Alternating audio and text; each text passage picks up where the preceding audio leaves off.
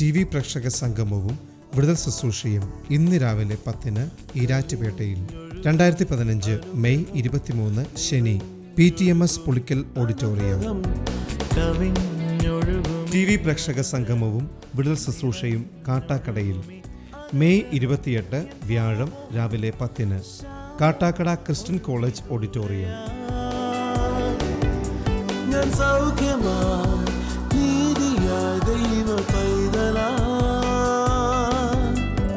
യേശുവിൻ സ്വന്തമായി തീർന്നു ഞാൻ. എന്നെന്നും കവിഞ്ഞൊഴുകുമി അനുഗ്രഹം, നിറഞ്ഞൊഴുകുമി അനുഗ്രഹം.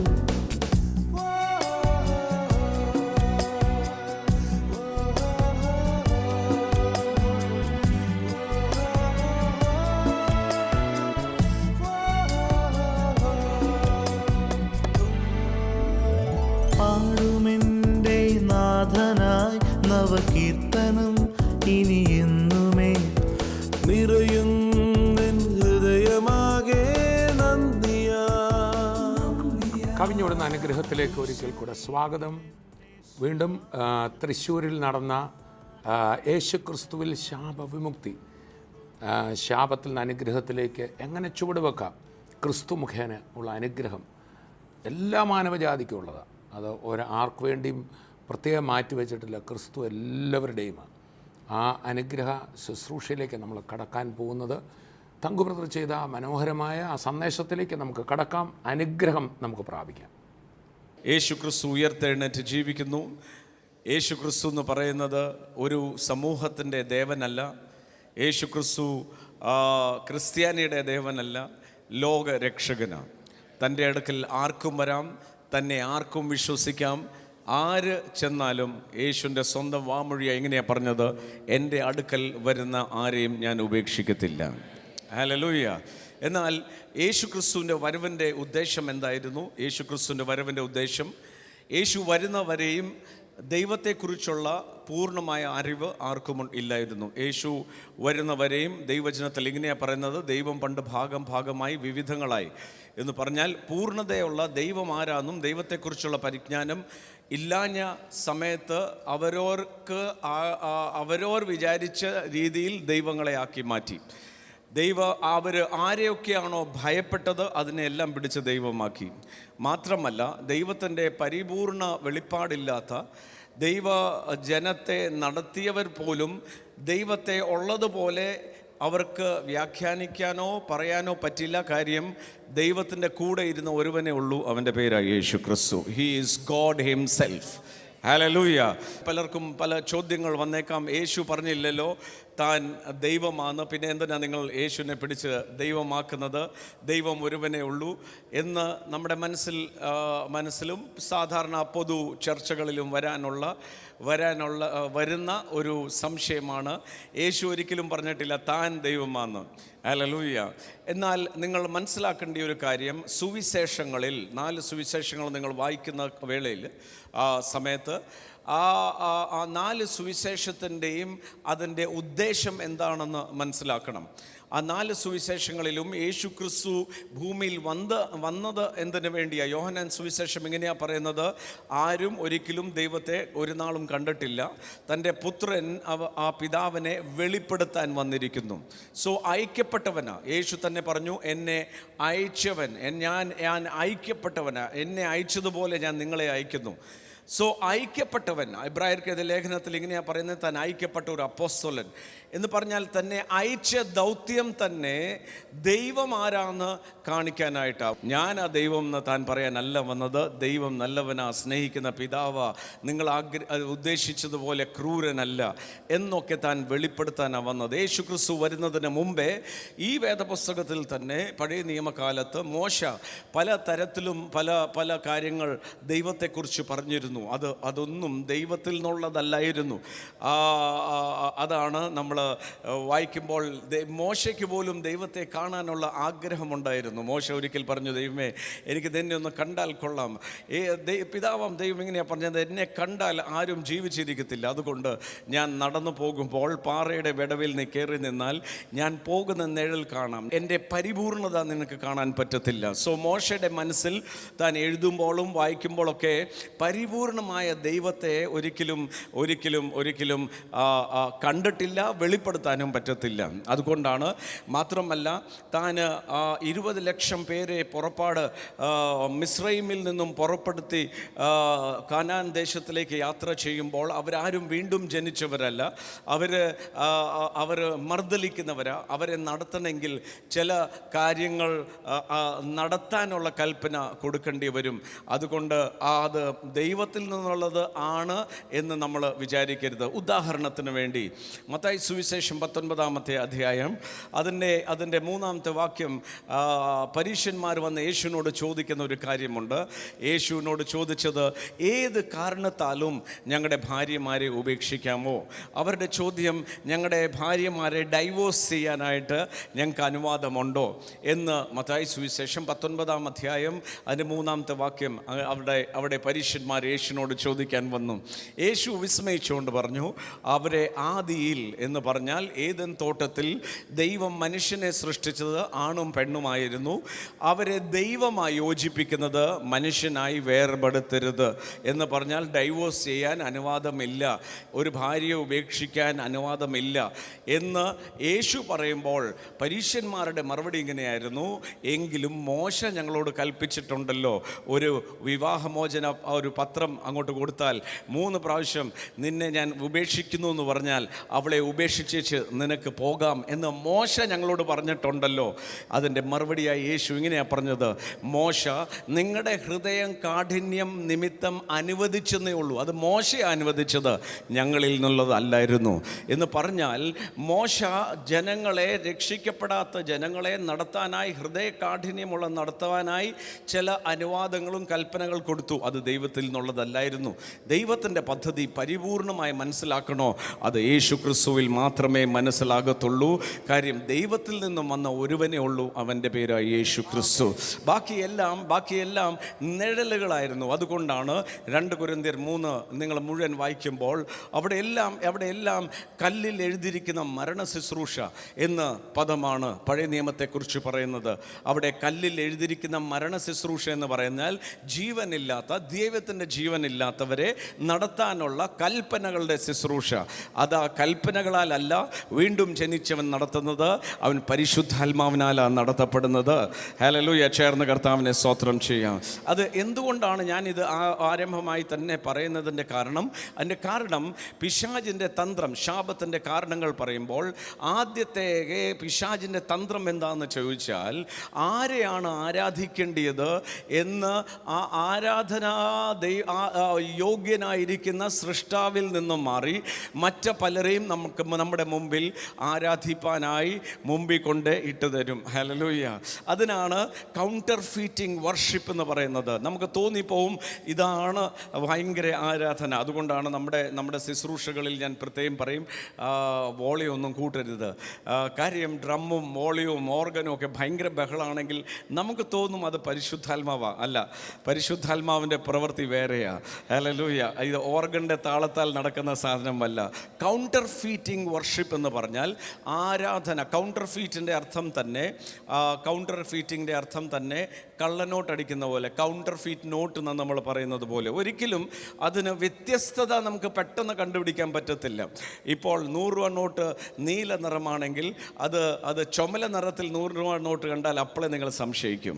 1000-ൻ്റെ നോട്ട് ചുമല കളറിലാണ് ഇരിക്കുന്നത്, അത് നീല നിറത്തിൽ നിങ്ങളുടെ കയ്യിൽ 1000 കിട്ടിയാൽ അപ്പോഴേ നിങ്ങൾക്കറിയാം ഇത് കൗണ്ടർ ഫീറ്റാണ്, അതല്ലെങ്കിൽ കള്ളത്തരമാണ്. എന്നാൽ 1000-ൻ്റെ നോട്ട് ചുമല തന്നെ നിങ്ങളുടെ കയ്യിൽ കിട്ടിയാൽ നിങ്ങൾ സംശയിക്കത്തില്ല. പിശാചിൻ്റെ തന്ത്രം അതാണ്. കൊരിന്ത്യർക്ക് എഴുതിയ ലേഖനം 2 കൊരിന്ത്യർ അതിൻ്റെ 2-ാം അധ്യായം അതിൻ്റെ 11-ാം വാക്യത്തിൽ ഇങ്ങനെ പറയുന്നത്, നിങ്ങൾ പിശാചിൻ്റെ ചതിവിനെ അറിവില്ലാത്തവരല്ലല്ലോ. പിശാചിന് ഒരു ദൈവ പൈതലിനെ തോൽപ്പിക്കാൻ പറ്റത്തില്ല. ചതിക്കാൻ പറ്റും. എങ്ങനെയാണ് ചതിക്കുന്നത്? അതാണ് ഇന്ന് എടുക്കുന്ന മുഴുവൻ കാര്യങ്ങളും.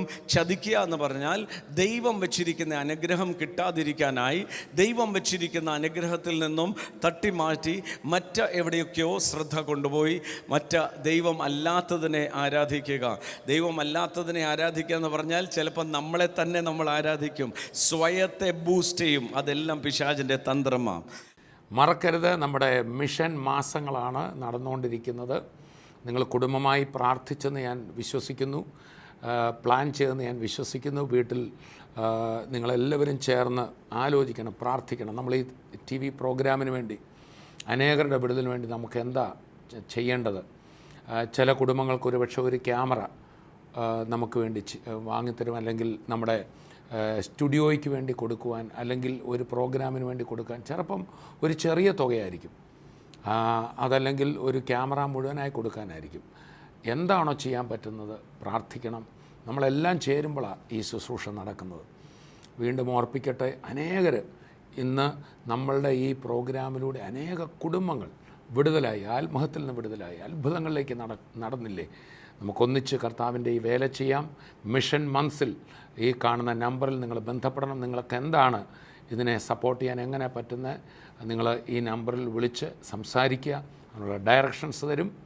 മിഷൻ മന്ത്സിൽ ഈ ദിവസങ്ങളിൽ ഈ സമാഹരിക്കുന്ന തുകകൾ ദൈവനാമ മഹത്വത്തിനായിട്ട് വിനിയോഗിക്കുവാൻ അതിനുവേണ്ടി നിങ്ങളേവരും പ്രാർത്ഥിക്കണം. മിഷൻ മന്ത്സിന് വേണ്ടി പ്രാർത്ഥിക്കണം. നിങ്ങളുടെ സഹകരണത്തിന് നന്ദി. സ്വർഗീയവിരുന്ന് ടെലിവിഷൻ മിനിസ്ട്രിയിൽ സാമ്പത്തിക പങ്കാളികളാകുക. Heavenly feast mission months. കൂടുതൽ വിവരങ്ങൾക്ക് വിളിക്കുക 9473566682.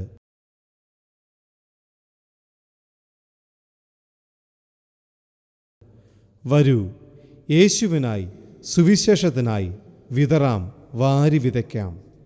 2 കൊരിന്ത്യർ 11 അധ്യായത്തിൽ പൗലോസ് പറയാണ്, സാത്താൻ ഹൗവായെ ഉപായത്താൽ ചതിച്ചതുപോലെ നിങ്ങളുടെ മനസ്സിനെ ചതിക്കുമോ എന്ന് ഞാൻ ഭയപ്പെടുന്നു. ചതിവ് പിശാചിൽ നിന്നും വരുന്നതാണ്. ചതിവ് അത് എവിടെയാണ് പ്രവർത്തിക്കുന്നത്? മനസ്സിൻ്റെ അകത്ത്. ഹൗവായെ എങ്ങനെയാണോ ചതിച്ചത് അതുപോലെ തന്നെ നിങ്ങളെയും ചതിക്കുമോ എന്ന് ഞാൻ ഭയപ്പെടുന്നു. എന്നിട്ട് താഴെ വരുമ്പോൾ പറയാണ്, മറ്റൊരു ക്രിസ്തുവിനെയും കൂടെ പ്രസംഗിക്കുന്നു. അതാണ് വിശ്വാസി അനുഗ്രഹത്തിന് തടസ്സം വരാവോ? അത് വരുന്നതിൻ്റെ കാര്യം ഇത് എന്താണെന്ന് ചോദിച്ചാൽ, സാത്താനെ ഹൗവ എങ്ങനെയാണോ ചതിച്ചത് അതുപോലെ തന്നെ പിശാച് നിങ്ങളെയും എന്നെയും ചതിക്കാൻ സാധ്യതയുണ്ട്. എങ്ങനെയാണ് സാധിക്കുന്നത്? യേശുവിനെ തന്നെയാണ് പറയുന്നതെങ്കിലും യേശുവിൻ്റെ കൂടെ പ്രവൃത്തിയും കൂടെ ചെയ്യാനായി പറയുക. ആദാമിനെ ഹൗവയെ ഒരു നിമിഷം ഏദൻ തോട്ടം വരെ നമ്മളൊന്ന് പോയാൽ, ഏദൻ തോട്ടത്തിൽ ദൈവത്തിൻ്റെ അതേ സ്വരൂപത്തിൽ, ദൈവത്തിൻ്റെ അതേ അധികാരത്തിൽ സൃഷ്ടിക്കപ്പെട്ടവരാണല്ലോ ആദാമും ഹൗവയും. പരിപൂർണ്ണ മനുഷ്യനെ കാണണോ? ആദാമിനെ കണ്ടാൽ മതി. ഇനി എന്തെങ്കിലും ക്വാളിറ്റി വേണോ? ഇനി പ്രത്യേകിച്ച് ക്വാളിറ്റി ഒന്നും വേണ്ട. എല്ലാ അധികാരങ്ങളുമുണ്ട്, എല്ലാം തേജസ്സും. അതുപോലെ തന്നെ ഇരിക്കുന്ന ആദാമിനോട്, ഹൗവയോട് പിശാച് പറയുകയാണ്, നിനക്ക് ദൈവത്തെ പോലെ ആകണമെങ്കിൽ ഈ ഫലം കൂടെ തിന്നണം. ഹല്ലേലൂയ. അവർ ആയിരിക്കുന്നത് തന്നെ ദൈവസ്വരൂപത്തിലാണ്. ഇനിയും ഒരു അഡ്വാൻസ്മെൻറ്റിൻ്റെ ആവശ്യമില്ല. പക്ഷേ ചതിച്ചുകൊണ്ട് പറയാം, നീ ഇപ്പം ദൈവം പോലെ അല്ല ഇരിക്കുന്നത്, ദൈവം നിന്നെ കളിപ്പിച്ചതാണ്, ദൈവത്തെ പോലെ ആകണമെങ്കിൽ ഇതൂടെ തിന്നണം എന്ന് പറഞ്ഞ് ചതിക്കുമ്പോൾ, അതാണ് പൗലോസ് പറയുന്നത്, മറ്റൊരു ക്രിസ്തുവിനെ പ്രസംഗിക്കപ്പെടുന്നു. സ്വാതന്ത്ര്യത്തിൻ്റെ അല്ല. ഞാൻ വിശ്വാസത്തിൽ വരുന്ന സമയത്ത് എന്നോട് ചിലരൊക്കെ പറഞ്ഞു, കരച്ചിൽ പോരാ വിടുതലിന് വേണ്ടി. ഞാൻ ഓർക്കുമായിരുന്നു, കർത്താവെ, ഞാൻ നിന്നെ വിശ്വസിച്ചിട്ട് എൻ്റെ കാര്യങ്ങളൊന്നും ശരിയാകുന്നില്ലല്ലോ എന്ന് മനസ്സിൽ ഓർക്കും. പാസ്റ്റർമാരോട് സംസാരിക്കും, പാസ്റ്റർമാർ പറയും, അതേ, പ്രാർത്ഥിച്ച വിധം പോരാ, ഇനി മുട്ടേ നിൽക്കണം, ഇനി കരയിപ്പിക്കണം. ഇന്ന് ഞാൻ വചനത്തിൽ നിൽക്കുമ്പോൾ എനിക്കറിയാം, എൻ്റെ പിതാവ് മുട്ടേ നിർത്തി കരയിപ്പിക്കുന്ന കർത്താവല്ല. നമ്മുടെ സ്വന്തം മക്കൾ മുട്ടേ നിന്ന് കരഞ്ഞിട്ടാണോ രാവിലെ ബ്രേക്ക്ഫാസ്റ്റ് കൊടുക്കുന്നത്, ചായ കൊടുക്കുന്നത്, കാപ്പി കൊടുക്കുന്നത്? അവർ കഴിച്ചില്ലെങ്കിൽ അവരെക്കാളും സങ്കടം നമുക്കാ. യേശു പറഞ്ഞു, ദോഷികളായ നിങ്ങളുടെ മക്കളെ അത്രയും സ്നേഹിക്കുന്നുണ്ടെങ്കിൽ സ്വർഗത്തിലെ പിതാവ് എത്രമാത്രം അധികം നിങ്ങളെയും എന്നെയും എന്ന് പറയുമ്പോൾ മനുഷ്യരാശിയെ, ഹല്ലേലൂയ, അവിടെ ഹിന്ദു എന്നില്ല, മുസ്ലിം എന്നില്ല, ക്രിസ്ത്യാനി എന്നില്ല, എല്ലാവരെയും ഒരുപോലെ ആ കർത്താവ് സ്നേഹിക്കും. സ്നേഹിക്കുന്നത്. പക്ഷേ അവകാശിയായി തീരുന്നത് ആരെന്ന് ചോദിച്ചാൽ യേശുവിനെ സ്വന്തം രക്ഷകനായി സ്വീകരിക്കുന്നവരാ. എല്ലാവരും മക്കൾ തന്നെയാണ്. അതുകൊണ്ടാണ് ദൈവവചനത്തിൽ പറയുന്നത്, പിതാവാം ദൈവം മഴ എല്ലായിടത്തും പെയ്യുന്നു, നല്ലവരുടെ മേലും ദുഷ്ടന്റെ മേലും എല്ലാം. ഹി ഈസ് ലവ്, എല്ലാവർക്കും തുല്യമായി കൊടുക്കുന്നവനാ. ഹല്ലേലൂയ. ഞാൻ ഒരു കാര്യം വ്യക്തമായി പറയാം, ശരിക്കുള്ള ഒരു കൂട്ടായ്മയാണോ, ശരിക്കുള്ള ആരാധന സ്ഥലമാണോ, അവരുടെ മറുപടി ഇതായിരിക്കും: യേശു ദൈവത്തിൻ്റെ ഏകജാതനായ പുത്രനാണ്, ദൈവം തന്നെയാണ്. God himself. യേശുവിനെ ദൈവമായിട്ട് കരുതാത്ത കൂട്ടായ്മകളിൽ വളരെ സൂക്ഷിച്ചു പോകണം. അത് കൗണ്ടർ ഫീറ്റാ. അത് ദൈവത്തിൻ്റെ കാര്യങ്ങളൊക്കെ പറയുന്നതേ ഉള്ളൂ. ജഡത്തിന് നന്നായിട്ട് കേൾക്കുമ്പോൾ നല്ല സന്തോഷം തോന്നും, പക്ഷേ ആത്മീയ മണ്ഡലത്തിൽ ഒന്നും ലഭിക്കത്തില്ല. ഒരു കാര്യം ഞാൻ പറയാം, ദേഹവും ദേഹി ആത്മാവ് നമ്മുടെ ശരീരം. നമ്മുടെ ശരീരത്തിൻ്റെ ഏറ്റവും അത്യാവശ്യകരമായ സ്ഥലമാണ് ആത്മാവ്. അവിടെ വീണ്ടും ജനനം നടന്നില്ലെങ്കിൽ ആത്മാവാകുന്ന ദൈവത്തെ നമുക്ക് ജഡത്തിൽ തിരിച്ചറിയാൻ പറ്റത്തില്ല. നല്ല ഉപദേശങ്ങളും നല്ല തത്വങ്ങളും നമ്മൾ കേൾക്കുമ്പോൾ നമുക്ക് വളരെ സന്തോഷം തോന്നും. പക്ഷേ യഥാർത്ഥ ആനന്ദം എവിടെയാണെന്ന് ചോദിച്ചാൽ, വീണ്ടും ജനിക്കുമ്പോൾ, ദൈവവുമായിട്ടുള്ള കൂട്ടായ്മ ആചരിക്കുമ്പോൾ. ചേർന്ന് കർത്താവിനെ സ്തോത്രം ചെയ്തോട്ടെ. ദൈവവചനത്തിൽ വളരെ വ്യക്തമായി തീത്തോസിൻ്റെ ലേഖനത്തിൽ പറയുന്നു, യേശു ദൈവമാണ്. അവൻ ദൈവത്തിൻ്റെ സകല ആട്രിബ്യൂട്ട്സും യേശു ക്രിസ്തുവിലുണ്ട്. യേശു ജനിച്ച് വളർന്ന് തൻ്റെ ശുശ്രൂഷയുടെ കാലമായപ്പോൾ 30 വയസ്സായ ശേഷം തൻ്റെ ഓരോ ആട്രിബ്യൂട്ട്സ് നോക്കിയേ. പ്രകൃതി ശോഭമായപ്പോൾ, പ്രകൃതി തനിക്കെതിരെ വന്നപ്പോൾ അതിനെ ഒരൊറ്റ വാക്കിൽ ശാന്തമാക്കി. 2, താൻ മരിച്ചവരെ ഉയർപ്പിച്ചു. ഹല്ലേലൂയ. ലോകത്തിൽ ആർക്കും മരിച്ചവരെ ഉയർത്തിച്ച് ഞാൻ കണ്ടിട്ടില്ല. യേശു വന്ന് മരിച്ചവരെ ഉയർപ്പിച്ചു. മാത്രമല്ല, യേശു പറഞ്ഞ ഓരോ കാര്യങ്ങളും, യേശു പ്രവർത്തിച്ച ഓരോ കാര്യവും സംശയമില്ലാത്ത എനിക്ക് പറയാം, ഇത് ദൈവം തന്നെയാണ്. അതെ, ജോസഫസ് എന്ന് പറയുന്ന യേശുവിൻ്റെ കാലഘട്ടത്തിൽ ജനിക്കുകയും യേശുവിൻ്റെ കാലഘട്ടത്തിൽ ജീവിക്കുകയും ചെയ്ത അതേ റോമൻ കൊട്ടാരത്തിലായിരുന്ന ഒരു പോയറ്റുണ്ട്. താൻ ഇങ്ങനെയാണ് പറഞ്ഞത്, ഇങ്ങനെ ഒരാളിനെ എനിക്കറിയാം, ദൈവപുത്രനാണെന്നാണ് പറയുന്നത്, എനിക്കറിയത്തില്ല, എനിക്കത് വിശ്വാസവുമില്ല. പക്ഷേ തൻ്റെ പ്രവൃത്തി കണ്ടാൽ താൻ ദൈവമാണെന്ന് തന്നെ നമുക്ക് തോന്നിപ്പോകും. താൻ വിശ്വാസിയല്ല, പക്ഷേ തൻ്റെ രേഖകളാണ്. പാരലൽ ട്രൂത്ത് എന്ന് പറയും, പാരലൽ ട്രൂത്ത്. തിരുവെഴുത്തിനകത്ത് ഈ തിരുവെഴുത്ത് ഞാൻ വിശ്വസിക്കാനുള്ള കാരണം എന്താണെന്ന് ചോദിച്ചാൽ, പാരലൽ ട്രൂത്ത് എന്ന് പറഞ്ഞാൽ അന്ധമായി. യേശു തന്നെ എങ്ങനെയാണ് പറഞ്ഞത്? യേശു പറഞ്ഞത്, നിങ്ങൾ പൂർണ്ണ ഹൃദയത്തോടും പൂർണ്ണ മനസ്സോടും പൂർണ്ണ ശക്തിയോടും മാത്രമേ എന്നെ സ്നേഹിക്കാവുള്ളൂ. പൂർണ്ണ മനസ്സെന്ന് പറഞ്ഞാൽ ഈ തിരുവെഴുത്ത് ചലഞ്ച് ചെയ്താൽ ഈ തിരുവെഴുത്ത് തന്നെ അതിൻ്റെ മറുപടികൾ പറയും. Parallel truth. ഉദാഹരണം പറഞ്ഞാൽ, ഇന്നലത്തെ ദിവസം ഇന്നലെ ഇവിടെ മീറ്റിംഗ് ആരംഭിച്ചു, അല്ലെങ്കിൽ മിനിയാന്ന് ഇവിടെ മീറ്റിംഗ് ആരംഭിച്ചു. മീറ്റിങ്ങിൻ്റെ 2ാം ദിവസം എന്തൊക്കെയാണ് നടന്നത് എന്നായിരുന്നു ഈ തൃശ്ശൂരിലെ കേസ് ബ്രേക്കിംഗ് ശുശ്രൂഷ നടന്നെന്ന് നിങ്ങൾക്ക് ഓർക്കാനായിട്ടാണെങ്കിൽ, പാരലൽ അന്ന് എന്തോ സംഭവിച്ചു. ഇവിടെ നടന്ന സമയത്ത് തന്നെ പത്രങ്ങളിലോ അന്നത്തെ വാർത്തകളിൽ ഉണ്ടായ വേറൊരു സംഭവം കൂടെ നടന്നു കണ്ടേക്കാം. അത് രണ്ടും കൂടെ ചേർക്കുമ്പോൾ ഇന്ന കാലഘട്ടത്തിൽ ഇന്നത് നടന്നുവെങ്കിൽ ഇതും അവിടെ നടന്നിട്ടുണ്ട് എന്ന് തികച്ചും തെളിയിക്കുന്നതാണ് ഈ തിരുവെഴുത്ത്. ഹല്ലേലൂയ. ഞാൻ വിശ്വാസത്തിൽ വരുമ്പോൾ നിരീശ്വരാദിയായിരുന്നു. സ്റ്റീവൻ ജോൺസൺ സിൻഡ്രോം വന്ന് സൗഖ്യമായപ്പോൾ ഒരു ദൈവാന്വേഷിയായി എനിക്ക് ആകാവുന്ന സ്ഥലങ്ങളിൽ മുഴുവൻ ഞാൻ പോയവനാ. എനിക്ക് അറിയേണ്ടത് ദൈവമുണ്ടോ. പൈസ ഇഷ്ടം പോലെ ഉണ്ട്. ചെല്ലുന്ന സ്ഥലത്തൊക്കെ പൈസ കൊടുത്തിട്ട് പറയും ദൈവത്തെ കാണീര്. ഞാൻ പോയ സ്ഥലങ്ങളിലെല്ലാം, ഞാൻ എല്ലാ സ്ഥലങ്ങളിലും നല്ലപോലെ പണം കൊടുത്ത് തന്നെ ക്രൈസ്തവ മതങ്ങൾ, പ്രാർത്ഥനാ കേന്ദ്രങ്ങൾ എന്ന് പറഞ്ഞാൽ ഏത് സ്ഥലം പറഞ്ഞോ അവിടെ ഞാൻ പോയി നിന്നതാ. പക്ഷേ അവരെല്ലാം പറഞ്ഞ ഒരു മറുപടി, നിങ്ങളൊന്ന് നന്നാകുക, എന്നാൽ ഇതെല്ലാം ശരിയാകും. ഞാൻ നന്നാകാൻ ഒത്തിരി നോക്കി, നടന്നില്ല. പക്ഷേ ആ തളർന്നു കിടന്ന സമയത്ത് 4 ദിവസത്തെ മീറ്റിങ്ങിൽ യേശു എന്ന് പറയുന്ന രക്ഷകനെ ഞാൻ കേട്ടപ്പോൾ എനിക്ക് ഒരു കാര്യം പിടികിട്ടി.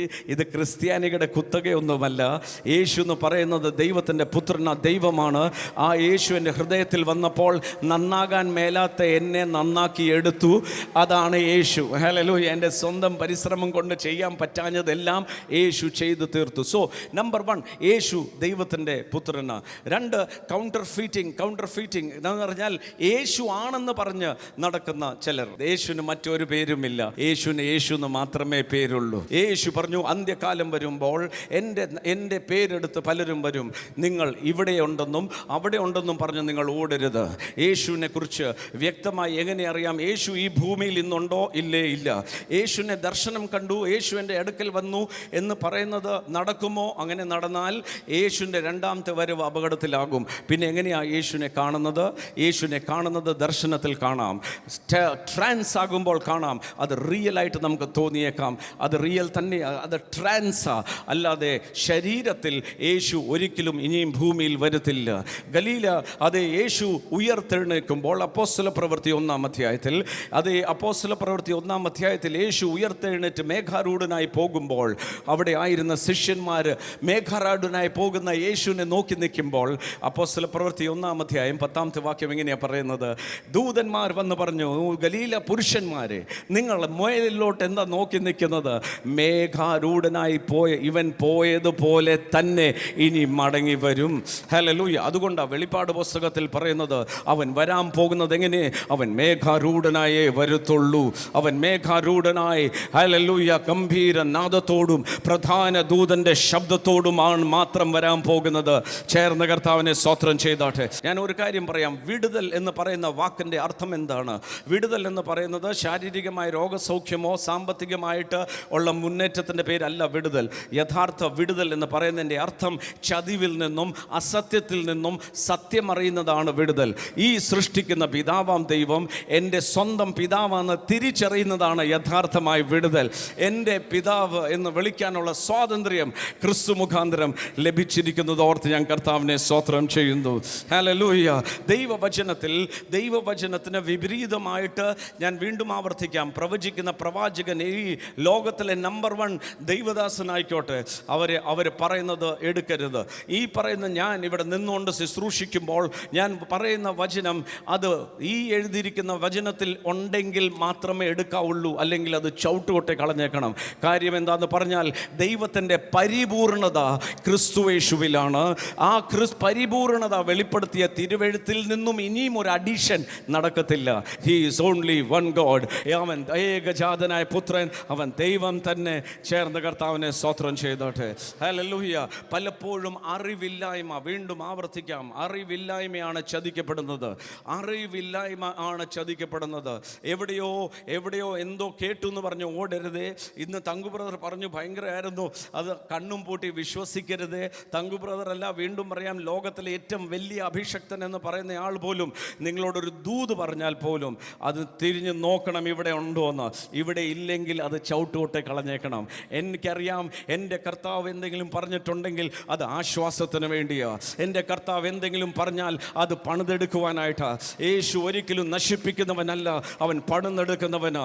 അവൻ ഉയർത്തെഴുന്നേറ്റ് ജീവിച്ചത് തന്നെ നിങ്ങളെയും എൻ്റെയും രക്ഷകനായിട്ടാ.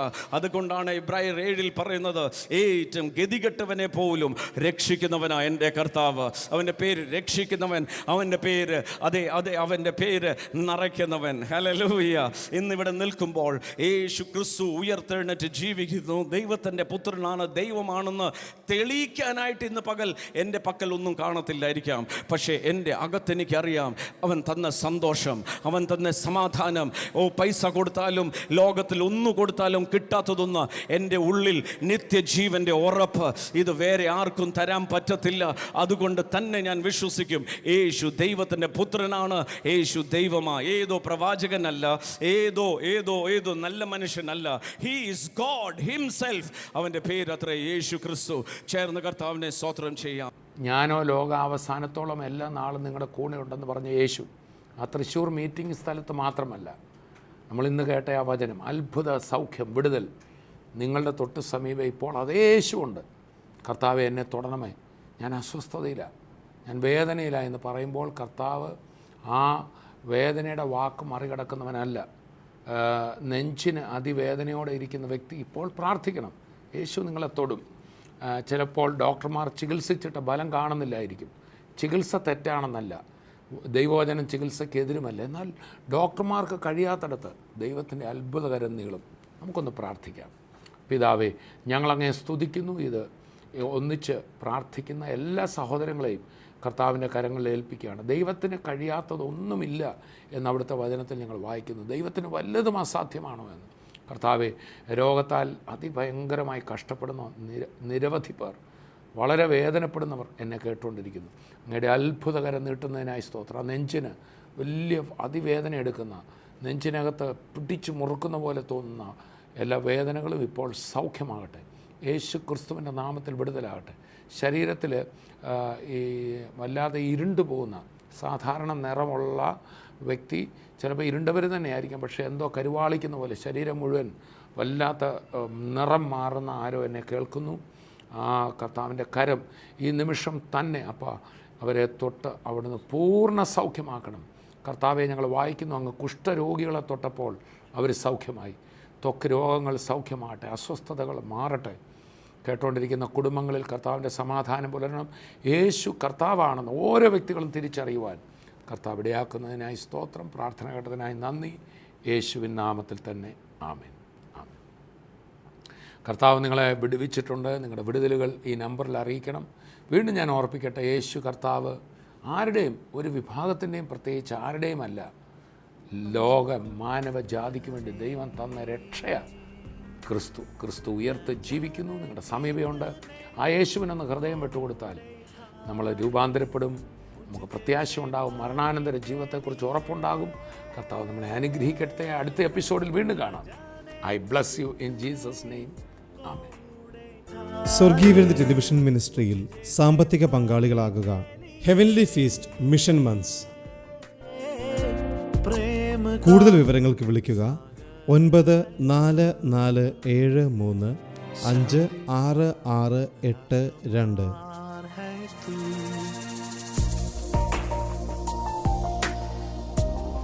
വരൂ, യേശുവിനായി സുവിശേഷത്തിനായി വിതറാം, വാരി വിതയ്ക്കാം.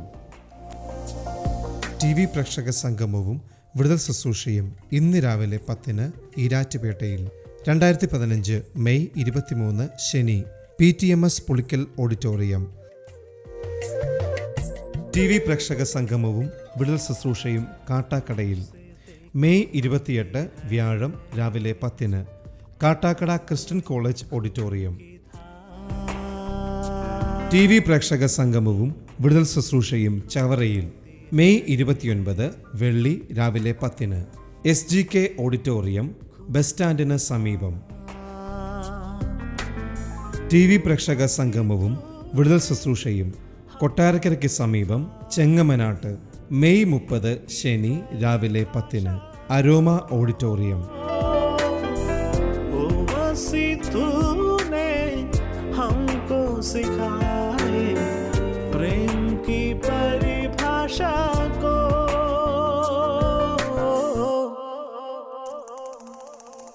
प्रेम का सागर है तू, चांदी का राजकुमार है तू, चरणों में आकर हाथ उठाकर करते हैं तेरे हम स्तुति, चरणों में आकर हाथ उठाकर करते हैं तेरे